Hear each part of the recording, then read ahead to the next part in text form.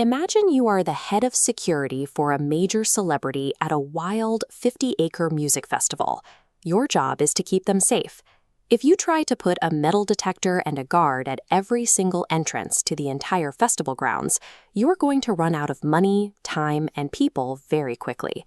Instead, you draw a tight boundary in the middle of the chaos, building a heavily fortified VIP tent.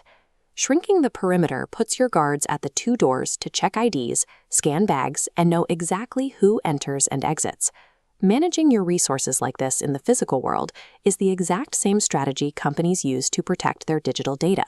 You cannot protect everything, so you have to decide exactly where your boundary is.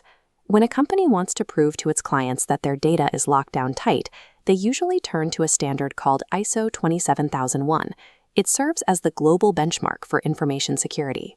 But before an auditor even looks at your safety measures, like handling passwords or configuring firewalls, you must explicitly declare which parts of your company you are actually protecting. That declaration is called your ISO 27001 scope statement. This statement tells the auditor exactly which servers, software, and daily workflows fall under the strict rules of the security check. If you define that boundary poorly, you could fail the compliance audit before the auditor even begins checking your specific safeguards. Setting up this digital boundary means looking past a simple list of computers.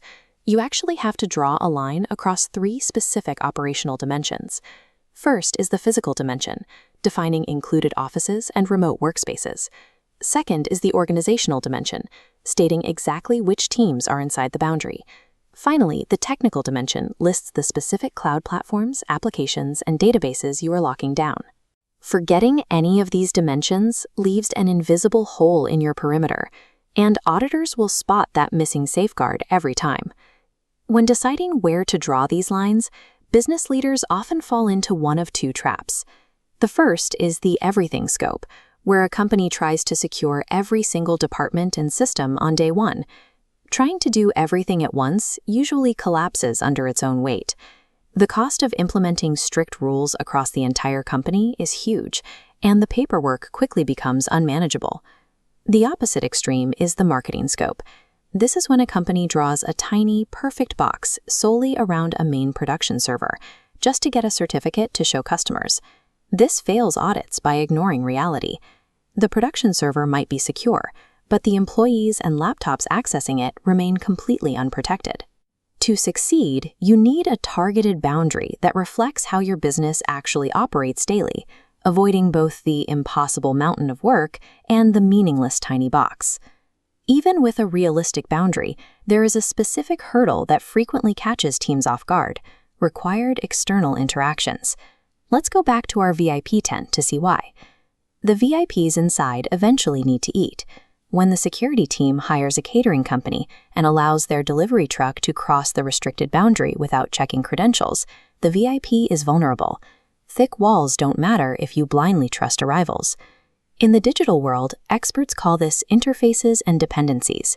It's a formal way of describing that caterer truck, like a cloud provider storing files, or an outsourced HR team running employee background checks.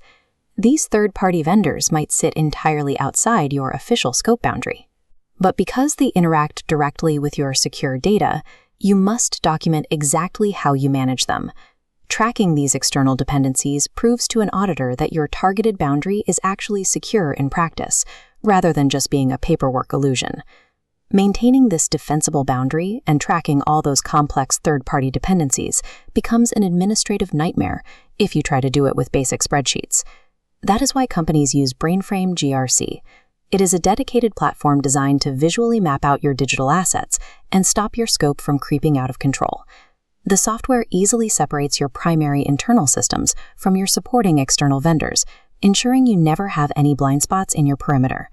Using a platform like this takes your theoretical plan and turns it into a set of organized, auditor-ready records. To dive deeper, check out our ultimate guide on defining boundaries on the Brainframe blog.